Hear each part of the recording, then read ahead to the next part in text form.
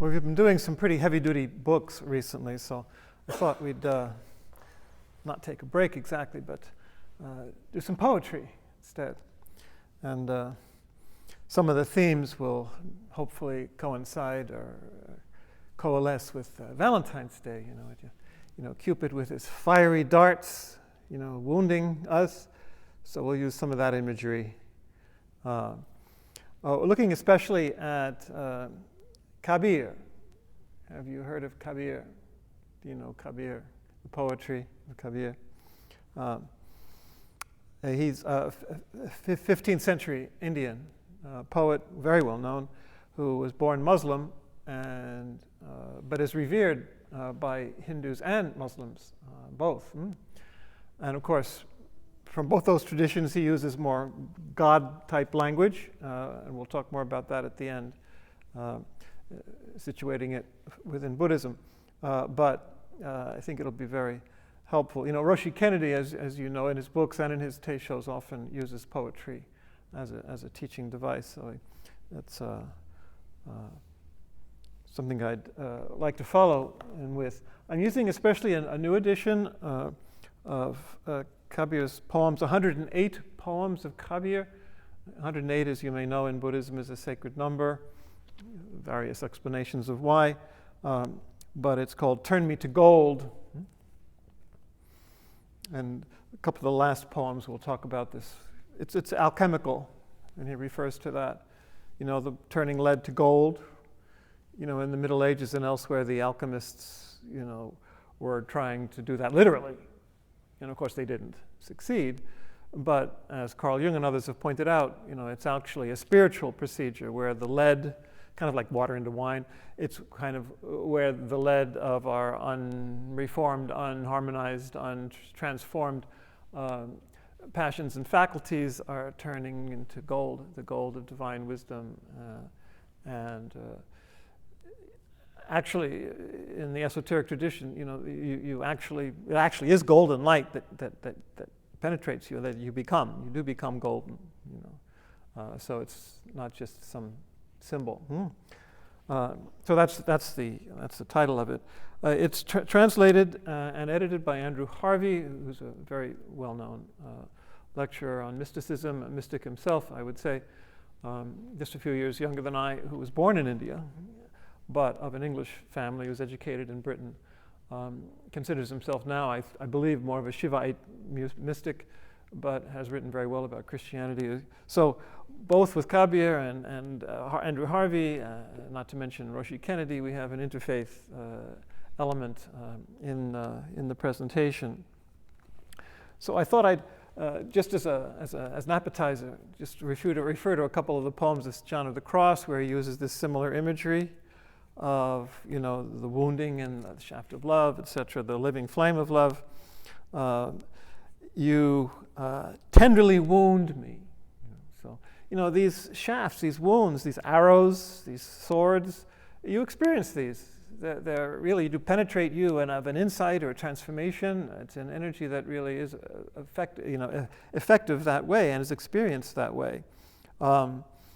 Regalada yaga, which means a wound that is a gift, a welcome wound, So you want to be wounded by this shaft, which does, wound you in the sense that it throws your primitive leaden ways of being and acting into disarray and transforms them. So they die, in a way, so that you may live. And that theme is coming up all the time, as you'll see in all the mystics, but here with Kabir also. And then the notion of going beyond knowledge and concepts, and John of the Cross speaks about, I came into the unknown in one of his poems. I remained without knowing, transcending all knowledge. I remained, babbling and going beyond all knowledge, and understanding by not understanding, transcending all knowledge. So that theme is strong, of course, in every tradition. And then I live yet do not live, I die because I don't die. I'm really dying to die. I die mystically, but then even in the end, physically, to rejoin the beloved. So you'll see some of those same themes here. And this is a beautiful edition because it's got some excellent photographs, not taken by him but by another, who takes really down-to-earth images of life in India, and it fits very well with the text. But this notion of dying and then living, so this is Kabir. Everyone goes on dying and dying, but no one dies a true death. Kabir has met with death, never to die again. So if you die the mystical death, no other death really matters. Whoever lives by believing in me will never die, as Jesus said. Everyone goes on dying, dying without a second thought. My death, says Kabir, is an artful death. The rest die and rot. You have to die, so die. All whirlpools come to calm.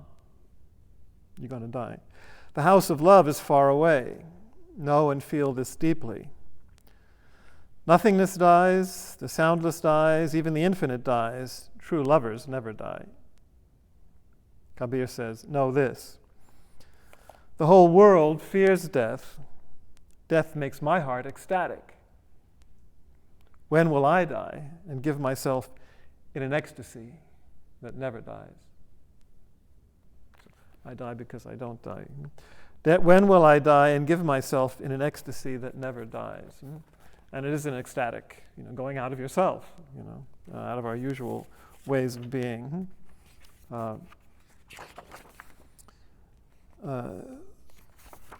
More than anything else, I cherish at heart what in this world makes me live a limitless life. Right? So that's another way of looking at it. It's a death, but it's a life which then has no limits, no bounds. The notion of shaft and being wounded comes up very well in one poem here. Truth. So here it's not love, it's truth. And this is, maybe more Buddhist, Manjusri with his sword, the god, the bodhisattva of wisdom. Truth, that astute warrior, shot and wounded me, from my feet to my head. From outside, I seem whole. Inwardly, I'm torn to shreds. So the truth gets in there with the sword and just shreds you up, from head to toe. He uses some pretty violent, very, very powerful images, as we'll see as we go along. Even the one on the next page. The touchstone of God cannot fail. The fake never get past it. Only he will stand the test who, alive, knows how to die. So you die while you're alive. If you die before you die, you won't die when you die. You know that, which I'm always quoting. So die when you're alive. Then there's an arrow. The arrow image comes up too.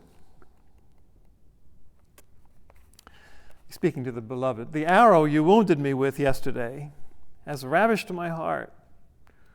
Wound me again today, beloved, with the same arrow. For without it, I am restless and despairing. I die because I don't die. So that's a beautiful expression. Some of the more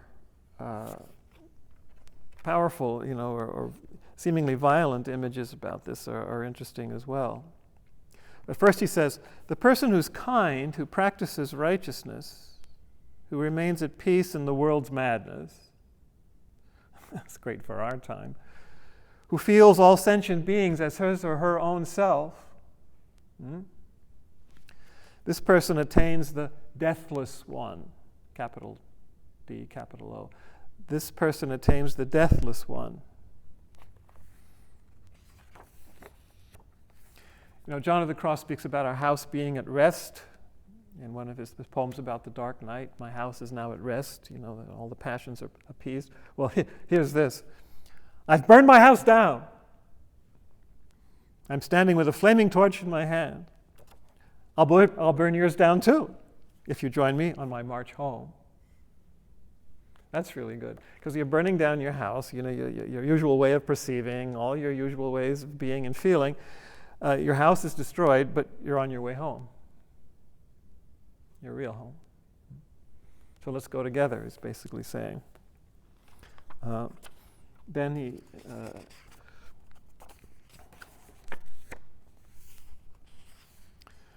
there's this. How do you like this? This is like a dark alley in India or a dark alley in New York.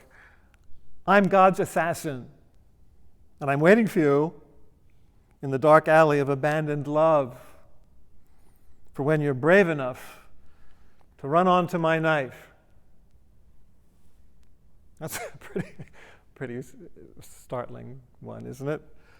I'm God's assassin, and I'm waiting for you in the dark alley of abandoned love. You know, you've abandoned love. I'm here to remind you. For when you're brave enough to run onto my knife, the shaft that slays and gives life. Mm-hmm. And he sees that it's his mission to help do that, you know. So here's some of the poems about getting rid of this mind of yours, this monkey mind. He says, conquer the mind, hack it to the ground, destroy the evil ego. Your murdered mind will cry, beloved, beloved. And death will not dare touch the tiniest hair of your head. You know, the true death. That's what Jesus means. We say not the slightest hair of your head will be, all your hairs are numbered, not the slightest hair will be harmed. But your murdered mind will cry, beloved, beloved. That's a great image, you know. When your mind is finally killed, you know, with all that nonsense going on, then you perceive real reality. Your union with reality. You can call it the beloved, you know, if you will. Or let's see, 51 here. Oh yeah, this is about being drunk with love. So this is intoxication is another image for this, you know, transformation of consciousness. We've seen that before too. The wine of the beloved's love becomes more ravishing the more you drink it, but it's hard to buy. For the wine seller demands your head in exchange. So you're pretty much beheaded, you know, you have to give your head, you know, all the mind and all the nonsense going on in your ego head, ego mind. And there's even a picture here of a man holding up a skull, you know, to bring home the point. Many throng around the wine merchant's stall. He drinks his fill who offers his head. The rest get turned away, dry and empty. You are truly drunk with the beloved's wine, whose bliss never changes, when you roam like a mad elephant, forgetful of yourself. So he uses that image a number of times, the mad elephant, you know, wandering around, forgetful of yourself. The bliss-drunk elephant forfeits its usual grass, for the arrow of love burns within his heart. Mm-hmm. It's a pretty good image. But some of the more strong images about, you know, where we're coming from, you know, before we're transformed, or to get us to be transformed. Has anyone ever died and come back to tell the story? The world's enslaved to illusion and false hope. Call out to God, my friends. Call out to God day and night. You're gulping the poison of worldly desires and burning away your life in a ghostly fire. How often do we feel that? Speaking of fire.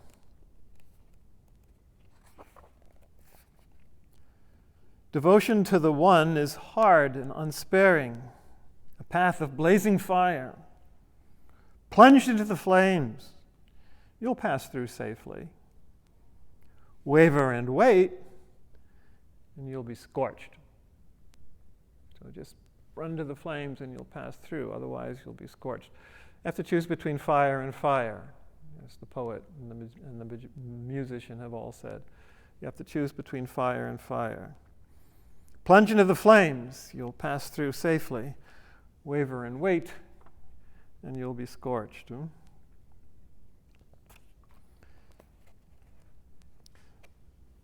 This is a pretty good, very poetic description of what we're like if we don't let ourselves be transformed.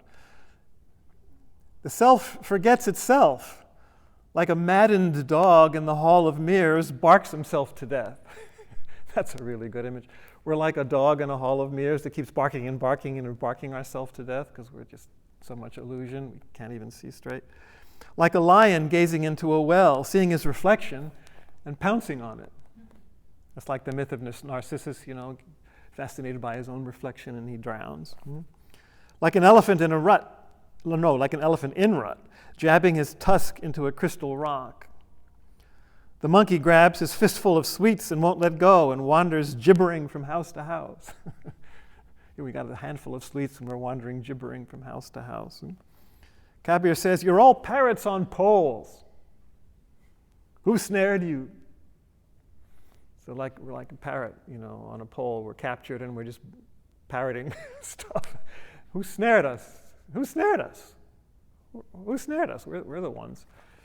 John of the Cross is the image of the string that keeps the bird from flying away. No matter how tiny the thread is, we still can't fly until we let ourselves be freed from that. And one more here. I bring you a cup of light. That's like the river of light we saw last week. I bring you a cup of light filled with the wine of truth. And you, my friends, go on drinking dirty water from broken drains. It's like the prophet Jeremiah who says, you've abandoned me, the water of life, and are drinking from your own broken cisterns. And very same image even. Same image. And here we finally get to the gold and the lead that I mentioned before. The sky's on fire, raining live coals. It's that transformative fire we just spoke about. Kabir is burned and turned to gold. But the world remains dead as lead. Dead as lead.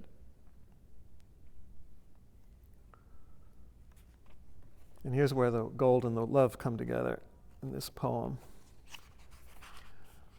I'm mad. God has made me mad. This is mad in the good sense. You're delirious in the good sense. You've lost your mind in the very good sense. You've lost your mind, You are mad if you don't, and then the other sense of mad is when you really are crazy. You're mad if you don't know your true self. If you know yourself, you would have known the one.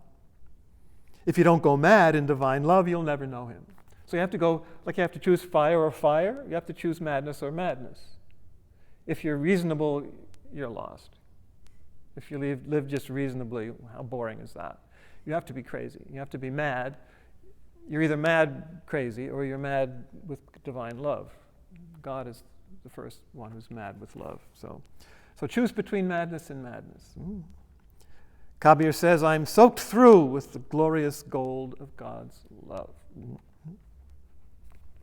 So this imagery of love, to conclude, I'll read a couple of his love poems which kind of bring it closer to a Buddhist understanding, and then I'll say a few remarks, make a few remarks about that.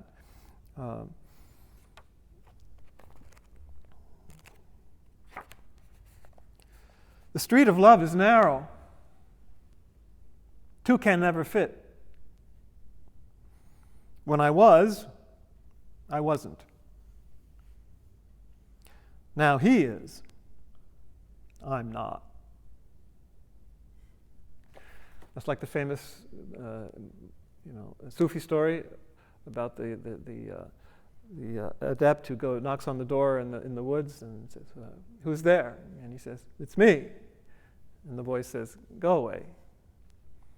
And a year later, he comes back and knocks on the door, and he says, "Who's there?" He says, "You." And he's let in. So you disappear,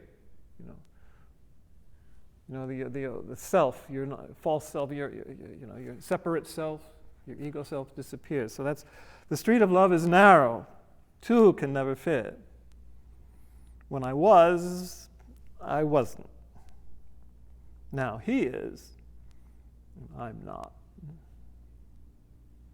That's very sublime.